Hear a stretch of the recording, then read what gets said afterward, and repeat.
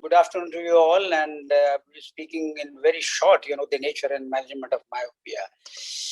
You see, just I'll give you a brief account of the prelude for the myopia, which is the basic of all the work we have been doing for so many years all over the world.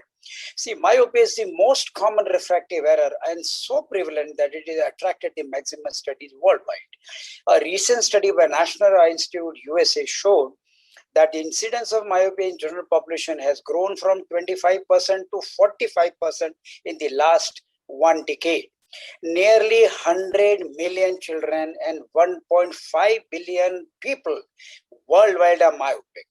And it is estimated that in the next 10 years, persons would be 2.5 billion. And that is half of the world's population would be myopic in the next 10 years. So you can see the menace and the magnitude of myopia, which is now going to come forward. Now, looking at the worldwide figures, a whopping 90% exist in the Asian countries like ours, 30 to 40% in America, and only 10 to 20% in African countries. There's a reason for this. I'll tell you later on. Now, since myopia is such a massive public health problem, efforts to control its progression have been futile. And because of that, it has generated the maximum interest regarding the pathogenesis and the methods to control myopia. Now, we have to first understand the pathogenesis, the etiopathogenesis of myopia before we can have the modes of its containment or modes of its correction or modes of management. Now, these are some of the points which have come in the last 2 decades of massive research which has gone all over the world. Now, the main salient features which have come forward is hereditary, nutrition, near work and accommodation, biochemical changes, outdoor activity, refractive correction, seasonal variation, and illumination. Now, out of these, the hereditary is the most prominent factor which has come out in the causation and the progression of myopia. Now we have so many, almost there are about 200 genes which have been found, which in some way or other affect the causation and the progression. I'm not going to detail because that's not important for us. Nutrition, almost every nutrient has been, has been indicated to be a cause of progression of myopia. The most important is vitamin D. The research now is showing that persons or children who have deficiency in vitamin D are more prone to the progression of myopia. Near work. Of course, near work has gained a lot of emphasis now, and the near work which is now we are doing in excessive because of naturally more people are engaged in the last 1.5 years on the laptops and computers and other gadgets. See, peripheral defocus, hyperopic defocus, visual deprivation, and accommodation. These all factors combine together to cause the progression of myopia. Now, we don't have time because this is a topic which is for last, when I put it for half an hour master this thing, but we can't go into details. Anyway, biochemical changes. Human sclera is fibrous in nature, consisting of 75% of collagen type 1 of dry weight. The extracellular matrix consists of proteoglycans, glucose, aminoglycan, and deficiency of these amino acids. Now, deficiency of amino acids like thiamine and lysine have been reported to be a cause for the progression of myopia. Now, there's a lot of things, how these amino acid and proteoglycans help in the formation of the collagens. And if they are deficient, the collagen become thin, they are elongated, they lose their tensile strength, and they are susceptible to the progression of myopia, the enlargement of the eyes at the posterior pole. So then biochemically, let's skip this, not important. This is also not important. Now, the modes of management. We have seen all the factors which have been found to be prevalent for the causation of myopia and the progression. Now, how do we control myopia? and its progression. Now we have these 5 things in our armamentarium, spectacles, bifocals, contact lenses, which are now recently used as a defocus contact lens, which are known as disc lenses. Then environmental conditions, pharmacological agents, and orthokeratology. Now, since because of the paucity of time, I'm not going to go into the details of all those what are disc lenses and what is orthokeratology. 3 main factors have come, in our light, or it has come in our research for last 2 decades, which have been major impact, which create or cause a major impact in the causation and progression of myopia. One is environmental, second is near work, and third is the pharmacological agents, which we can use to control the progression of myopia.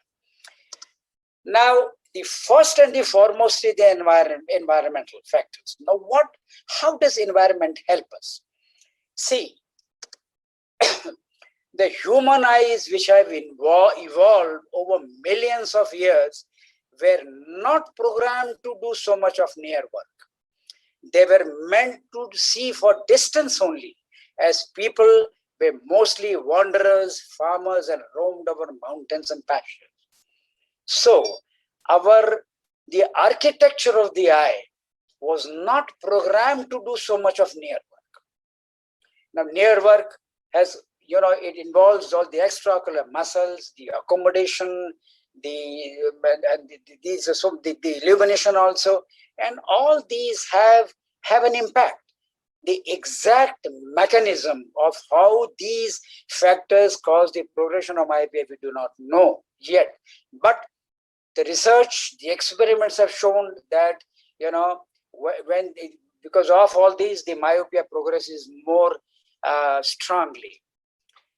Now coming to the same factor as environment, it has been shown by research that 1 hour of outdoor activity contraindicates 6 hours of near work. That means that if you are engaged for 6 hours of near work, reading or writing or computer, whatever it is, and if you compensate that with 1 hour of outdoor activity, that would nullify the effect of the near work on the progression of myopia. This is a fantastic research, and the people are still trying to work on more of it. Then near work and accommodation. This is another area where we can control the near work. Long hours of near work, stress on extraocular muscles have known to cause the progression of myopia. Excessive accommodation has been also known to cause the progression of myopia by release of certain chemicals, neurotransmitters, which have been shown to progress the myopia. So if we can control this, we can control the progression of myopia quite in the extent. Then the third thing in our armamentarium, where we use to treat and control the myopia, are pharmacological agents. Now, the most important pharmacological agents, now there are various pharmacological agents which target on different areas of the eye to progress, because the retina, the sclera, and the choroid, they all contribute to the progression of myopia. So there are drugs which are targeted for special. Now, drugs targeted for scleral therapy. We have atropine, number 1. All has been tried, 1%, 0.5, 0.1, and now 0.01%. 0.01% atropine is now the most popular drug in our pharmacological agents to control the myopia. It acts on all the 6 we have M1, M2, M6, M5, and 6 up to M6 receptor agents. It acts on all the factors, but atropine 0.01 acts only on the M1 and M2 receptors, which are in the retina and sclera, and they control the the progression by controlling the dopamine and acetylcholine release, which causes due to stress. Pirenzepine is another drug which comes as 2% ophthalmic. It acts specifically on the M1 only, and thus helps in our control of myopia, acting on the retina and the sclera. Methylxanthine, not available in India, also is an M1, M2 receptor blocker, and it can be used like this. Nutrient supplement. As Sclera is mostly collagen, various nutrient supplements have been advocated to strengthen myopia, especially vitamin A, vitamin D, and vitamin C. Surgical endeavors. This is another way. Cadaveric scleral implants have, give me a minute, please. Cadaveric scleral implants have been used, but it has been outdated. Now collagen cross-linking has been done like cornea, and biopolymers have been used as a scaffolding to on the posterior sclera to control the posterior pole elongation. I think we stop here, and thank you very much for the patient listening.